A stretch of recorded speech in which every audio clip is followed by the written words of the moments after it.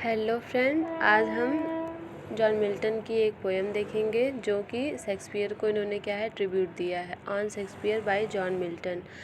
John Milton के बारे में थोड़ा सा जान लेते हैं। जॉन मिल्टन कब बॉर्न हुए थे? 9 दिसंबर 1608 में in Bread Street, London.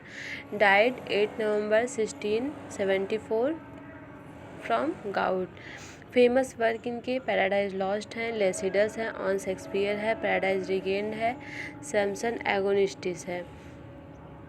On Shakespeare written in 1630, 16 lines poem consisting of one stanza, use of iambic pentameter and rhyming couplet. ये जो है 16 लाइन की पोएम है जो वन स्टैंजा में कॉन्टेस्ट किया गया है और इसमें एम्बिक पेंटामीटर का यूज किया गया है विद राइमिंग कपलेट।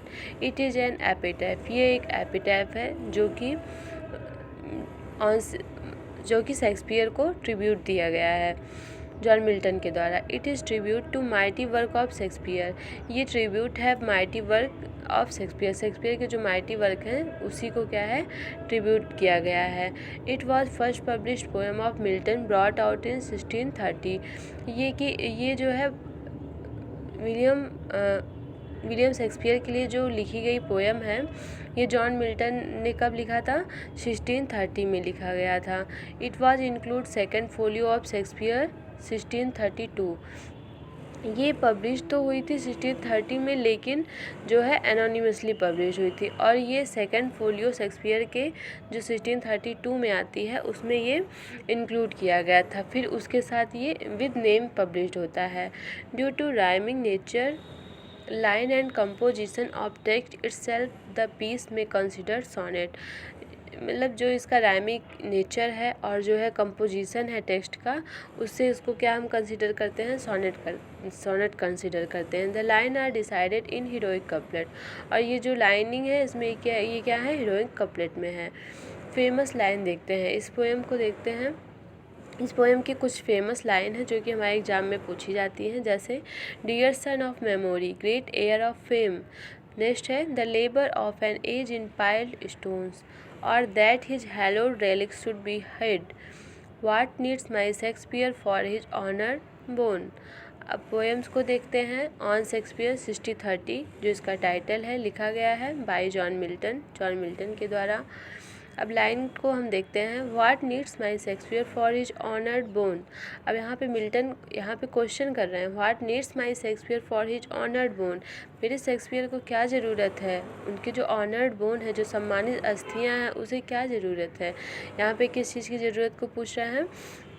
उनके टॉम को कह रहे हैं, टॉम की जो पत्थरों से, जो ईंटों से पत्थरों से जो बनी हुई है, उसकी क्या ज़रूरत है मेरे शेक्सपियर को? The labour of an age in piled stone, जिसमें बहुत सारे लेबर लगते हों और बहुत सा समय लगता हो। पाइल्ड स्टोन एक जो है पत्थरों का मकबरा बनाने के लिए। और that his hallowed relic should be hid under star pointing pyramid. और दैट हिज हैलोड, और जो उनके पवित्र जो रेलिक्स हैं, जो अस्थियां हैं, उसमें क्या करे जो है उसमें छिपा दिया जाएगा अंडर स्टार पॉइंटिंग पिरामिड। और पिरामिड के जैसे ऊंची बनी हुई जो है जो उनका टॉम्ब है, उसके अंदर उनकी पवित्र अस्थियों को छुपा दिया जाएगा। तो ऐसे टॉम्ब की हमारे शेक्सपियर को क्या ज़रूरत है? Dear son of memory, great heir of fame. यहाँ पे कह रहा है डियर सन ऑफ मेमोरी, यादों के जो संतान है, ग्रेट एयर ऑफ फेम, और फेम के क्या है? एयर हैं, उत्तराधिकारी हैं। What needest thou such weak witness of thy name. इस वीक विटनेस की आपको क्या ज़रूरत है? Thou in our wonder and astonished hast built thy self a live long monument. Thou in our wonder and astonished, जो आपके work हैं वो खुद ही हमें जो है वंडर कर रहे हैं। Heist built thy self a live long monument, और उसने क्या किया? खुद ही हमारे दिलों में जो है लिव लॉन्ग, जो कि कभी ना ख़त्म होने वाली मॉन्यूमेंट को बना दिया है। तो इस पत्थर के जो है मॉन्यूमेंट के टॉम की क्या ज़रूरत है? For which the same of slow endeavouring art, और जो आपके साथ के हैं, आपके कॉन्टेम्प्रोरी हैं, वो क्या है? स्लो हैं। आप जैसे वर्क लिखने के लिए वो क्या है? उनको बहुत ही संघर्ष करना पड़ रहा है। वो मतलब स्लो इन वेरिंग आर्ट हैं। The easy numbers flow and that is each heard, और जैसे आप बहुत ईज़िली ऐसे वर्क को लिख लेते हैं, जैसे सोनेट लिखा है, प्ले लिखा हुआ है उन्होंने, तो आप ईज़िली उनको लिख लेते हैं। और वैसे ही वर्क को लिखने के लिए जो आपके कंटेम्प्रेरी है उनको बहुत ही स्ट्रगल करना पड़ता है। एंड दैट ईच हार्ट, और वो क्या है, सभी दिलों पर राज करती है।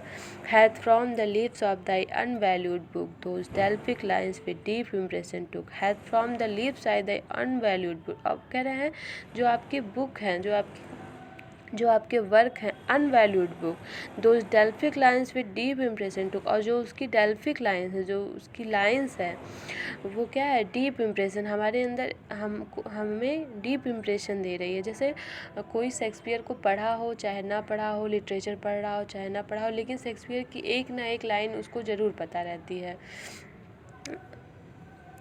Then thou our fancy of itself bereaving, dost make us marvel with too much conceiving. Then thou our fancy of itself bereaving, dost make us marvel with too much conceiving.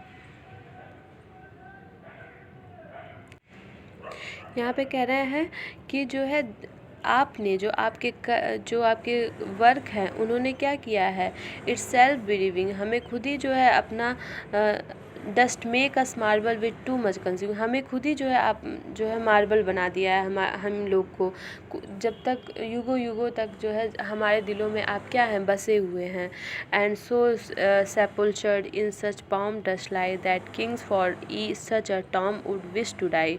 And so sepulchred in such pomp dost lie, कह रहे हैं कि यहाँ पे Milton कह रहे हैं कि आप अपने जो है टॉम्ब में ऐसे लेटे हुए हैं, बहुत ही ठाट बाट के साथ लेटे हुए हैं, that kings for such a tomb would wish to die, और जैसे टॉम में एक राजा भी विश करता है जो है लेटने के लिए, वैसे ही आप बहुत ही ठाट बाट से लेटे हुए हैं।